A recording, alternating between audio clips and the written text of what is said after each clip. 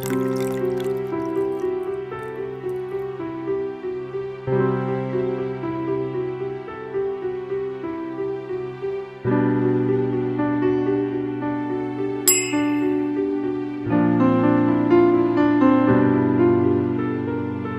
afternoon. I'm Dr. Gigi El-Bayoumi. I'm a professor of medicine at the George Washington University School of Medicine and Health Sciences, but I'm also the founding director of the Rodham Institute. Established in 2013, we partner together to improve the health and well-being of Washington, D.C. We are dedicated to improving health equity here in the nation's capital. So I'm going to be talking today about mental health. You might wonder why a general internist or a doctor for adults is talking about mental health. Well, the reality is a lot of my patients are coming in with insomnia, difficulty concentrating, memory loss, abdominal pain, all kinds of issues that really can come down to depression, anxiety, stress, or burnout. It isn't always something that you can recognize. And certainly for people who have gone through it and you're in the midst of it, it can be really tough to deal with. Sometimes family members have a very hard time because a person going through these changes or having any mental health issues will lash out. They can be angry. They can just be difficult to be around. But I'm here to tell you that just like any physical issue, mental health and mental wellness is just as important. And just because you can't really see it doesn't mean that it isn't as painful or as troubling or as impactful on your everyday life. How do you know if you're suffering from burnout? So yesterday I saw a patient in clinic and she actually came in with difficulty concentrating, was actually worried about her memory. Of course, we did the tests, the mini mental status exam to make sure that she did not have a memory issue, which she did not. And so I began to talk to her about her work situation, her home life, etc. And actually nowadays on the internet, there are all kinds of questionnaires that you can take to help distinguish between burnout and, let's say, depression. Burnout is really so tied to your situation in that it's usually work, but you can have burnout because you're caring for a family member. A lot of people right now are in that situation, caring for loved ones, either elderly or people who are chronically ill or people having a health challenge or children with disabilities, any number of reasons. But primarily the people I see who suffer from burnout, it's primarily work-related. And of course, being here in Washington, D.C., with so many people working for the government, you can only imagine. I kid, but really I'm not kidding, because according to my mental health clinician colleagues, we're at an all-time high in terms of distress in D.C., and we're actually seeing it in other parts of the country. So burnout that's related to working out, or no, burnout relating to work, is really something where you're okay, when you're not necessarily at work, and that lump in your throat when it's Sunday night getting ready to work, where you may not have control of your work situation because you're working in a hostile work environment, or have a boss with ridiculously, just unbelievable expectations. I think that burnout can certainly turn into depression. People can also have anxiety. So I'm not here as a mental health expert by any means, but as I say, because there is so much information on the internet, you can do a screen. I love mayoclinic.com. I find it's got great information. blackdoctor.org I know has a lot of good information, but going to see a therapist, a counselor, I cannot tell you how important that is. Matter of fact, I wish that we had a therapist on every street corner. I think that we would be a happier society. And it's a challenge here to find a therapist. But there is a website called psychologytoday.com where all you do is you put in your zip code and you can see the different therapists. Hopefully there are some that are low cost or reduced cost. Here in Washington, D.C., we're challenged because a lot of people don't take insurance. So that can be challenging. I also want to let you know about a fantastic organization that I'm actually on the advisory board of. It's called the Henson Foundation. This was started by Taraji Henson, and it is dedicated to improving mental health in the African American community. So if you go to that website, you can get a lot of great information. What is functional depression, and how do you know if you're suffering from it?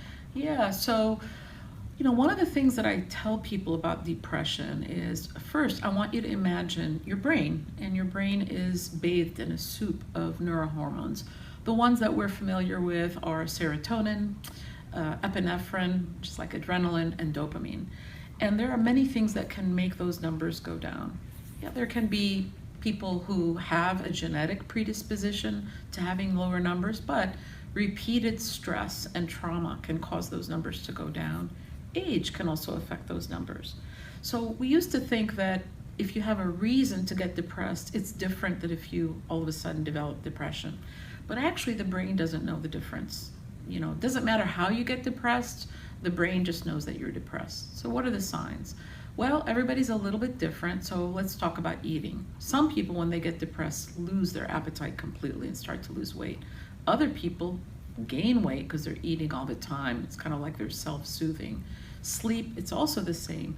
You can either be sleeping and having a very hard time getting up out of bed to go to work or to enjoy any activities. And then the other way too is that you can really have trouble falling asleep. I think depression, we all have bad days. We can all have the blues. I think it's if you've been having 2 weeks or more of symptoms where you are just feeling just unable to enjoy the things that you normally do. Certainly if you're having any thoughts of harming yourself or harming others, that's a red flag. And if you are having those thoughts, really I would suggest that you seek immediate medical attention by going to the emergency department.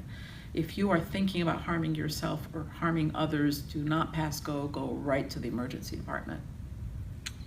As we move into the colder months, what are your tips for fighting seasonal affect disorder? So a lot of people are affected by the shorter days, the longer nights, all this darkness. And actually, if you look in countries like Finland, where they have very little sun in the winter time, they actually have some of the highest suicide rates. So actually sunlight, sunshine therapy is really important. So whether that means having a window that you're looking out of, going outside, the brightest sunlight of the day that usually is between like 10 in the morning and 2 in the afternoon, even having pictures that you're looking at of scenery like water or trees, that really helps. Also, there are now many commercially available lights that you can kind of sit under, but they've got to be the right lights for seasonal affective disorder. I think one thing that we don't really pay attention to that really affects mood is sleep. Sleep is such a cornerstone. I come from a culture where if you didn't sleep, you just were known to be grouchy and you could have depressed. I'm of Egyptian heritage, and sleep is just as important as eating right and having a good family. So many of the people that I see in clinic are getting like 4 or 5 hours of sleep. Well, no wonder they're having trouble. Sleep, actually, the lack of sleep can be a risk factor for depression, for anxiety, but get this, also for dementia. So it is really critically important that you sleep well. Exercise, not everybody has the time to go to the gym, let's face it, but exercise doesn't have to require a whole workout. Just going for a walk, and if you're at work, if you can have a walking meeting or just physically walking for 10 minutes. If it's bad weather, just walk in place. I mean, now we kind of don't have an excuse with, our smartphones and, the internet. We could just put on a, walking video and you can just do that. But I think one of the misconceptions about exercise is that you have to do it for like 30 minutes or an hour in a row. Well, it turns out that if you do 10 minutes here, 10 minutes there, another 10 minutes, that is the same as working out continuously. And I would say eating. I think, I was talking to a friend just this morning who said that she stopped eating junk food just for the weekend. And she said, oh my God, I feel so much better. all these chemicals, the salt and the fat and the sugar, although they may make us feel kind of temporarily okay, they actually are depressing. And certainly alcohol. Alcohol is a depressant. And some people will use alcohol to try to sleep, but it may work for like 10, 15 minutes or even half an hour, but it actually disrupts that good sleep. So common sense, all the things that your mommy told you or your grandmother or your auntie or any wise person in the family, those are the things to follow. And last question, what do you think is important to look for in a therapist when you're looking for one online? Yeah. Therapists, it's almost like dating. You gotta, it's really about the relationship and what you feel. A therapist that might be good for you may be the exact wrong person for me. I mean, things like, can they get me? Can they really understand what I'm talking about? And for some people, that means that you really would like somebody of the same gender, same ethnic background, maybe the same age, but that's not necessarily so. I mean, we can think of examples where the CV is exactly what we want, but we just don't feel it. There's no chemistry. So I would say don't give up. If you start with a therapist and there's just not a connection, don't give up. Look, and because finding the right therapist is like finding they're worth their weight in gold. They are so helpful. Where can we find more information on Rodham Institute? Please visit our website, the Rodham Institute, and you can learn all about our programs because we're partnering together to improve the health and well-being of DC.